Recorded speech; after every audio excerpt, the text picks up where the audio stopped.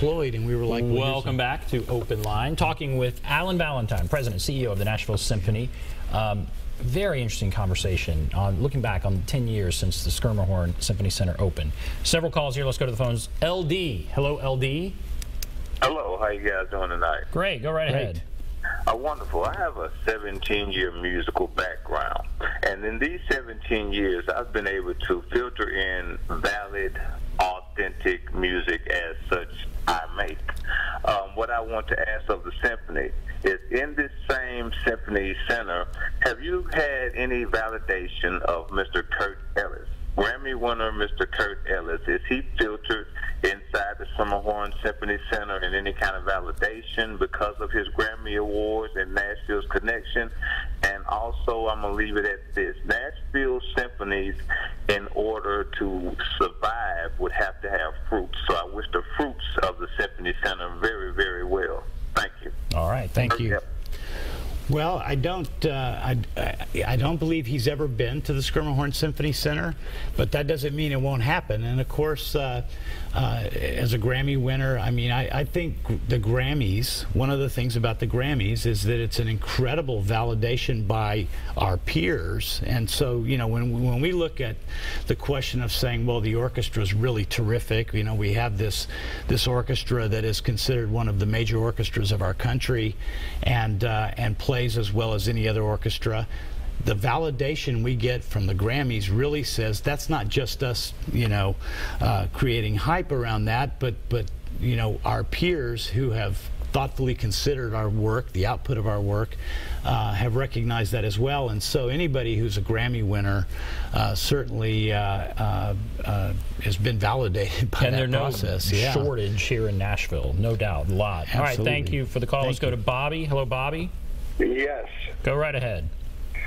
I just wanted to take a minute and say that I moved here recently from Chicago, Illinois, and had the pleasure to meet Alan Valentine.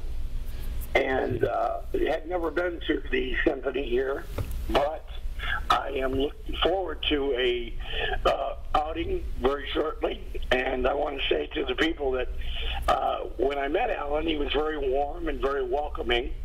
And he came in and played at a club called the Red Line. He has a band which he also participates in, which is quite accomplished, called Time. And I just want to thank him for being very warm, very welcoming, and by his interest, I am then going to go ahead and go to the Schermerhorn and see a performance there, and I'm looking forward to it. So, Alan. Oh, great. All right. Well, thank you. Thank you. You have a fan. Yeah. You have a fan. Oh, I know. Yeah. Well, there you go. All right. Let's go to John. Hello, John.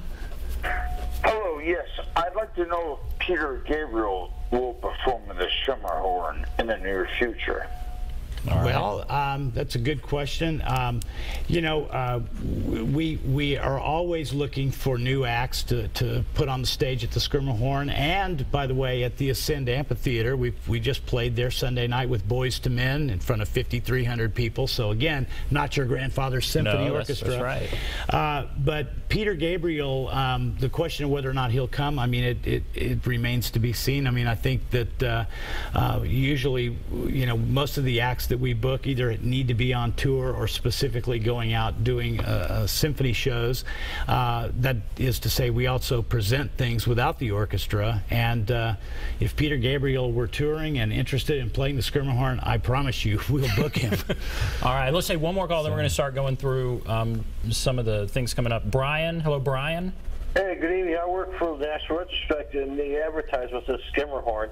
Pronouncing it's always a challenge, but is it now the actual symphony is actually a different entity than the Schermerhorn?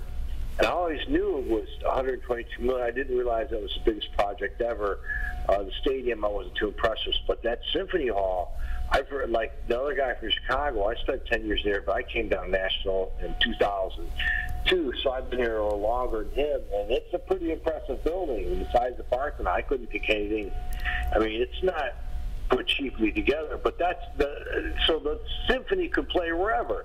They just happen to be playing at the Schermerhorn. And I agree, I think they should have mostly classical, and these guest artists, I think, should be more of like a special event. That's just my opinion. All right. Yeah. All right. Thank you. You know, one thing I would say, his question was about whether or not we're separate entities. Actually, the symphony and the Schermerhorn are one entity. The symphony owns the Schermerhorn, built the Schermerhorn, and owns it, and we play there. And of course, we could play anywhere. He's very correct about that. We played at TPAC, and at TPAC we rented the facility. The same with War Memorial Auditorium, our very first home, the thing about owning and operating our own concert hall is, first of all, we were able to assure that it was designed and built specifically to really showcase the orchestra playing classical music. And secondly, it's allowed us to control our own destiny to some degree. Now that's a double-edged sword. It comes with challenges too, but today we're very strong and doing very well, and so it's been a real blessing to the institution to have this incredible facility. It is our most important instrument. No doubt. And it's just a beautiful building downtown. Okay, let's go through what's coming up this year, 2016-17 season. Now, I believe we've actually written some things out on screen, and we can go through, let's go through the Science Classical Series, some of those that are coming up. The Aegis Sciences Classical Series, yes. We have a number of great concerts coming up, and like I mentioned earlier, on the weekend of the 22nd, 23rd, and 24th of September, we're actually performing Mahler's Second Symphony, its entirety. That's kind of a nod back to the opening of the hall, and what this season has attempted to do is focus on a number of things throughout the season that are either key to our own philosophy and values. So you'll find a work on every single concert this season by an American composer, and in the case of this particular concert, Mahler's Second Symphony is a big work. It kind of ties back to the very opening gala of the hall, but in addition, Kenneth Schermerhorn was a prolific composer himself. So we're doing a piece called A Tennessee Quilting Party for Orchestra, Jubilee, A Tennessee Quilting Party for Orchestra by Kenneth Schermerhorn. And that concert will be dedicated to Kenneth Schermerhorn. And the Mahler's Second Symphony is known as the Resurrection. So it's a beautiful testament, we think, to Kenneth and his influence on the institution. And you see the dates there and the times. So that'll be Thursday, Friday, Saturday, September. And so, as we move forward, though, throughout the season, as I said, you have all of these American works. Some of them are sort of classic American works, but some of them are new American works. And we have a work by a young composer who's still in college named Gabriella Smith. She was the winner of our we created this new project called a Composer Lab and Workshop to help promote the work of young composers, and so her work is going to be conducted by Vinay Parmeshwaran, our associate conductor, on the second classical concert. But as you move forward throughout the year, we have Simone Porter, a violinist, coming in to play Barber. Barber, of course, the American composer, his violin concerto. We, in hitting some highlights, are doing the planets in January. Yeah, well, what's that? That's the planets. Some amazing visuals from NASA. Yes, we are actually doing it with footage, HD footage from NASA, and so we'll play the piece, but you'll get to see all of the planets through this incredible footage that was taken from the Hubble Space Telescope, and so this will be, I think, a really incredible performance. And one that I don't think anybody will want to miss. First of all, it's an incredible piece.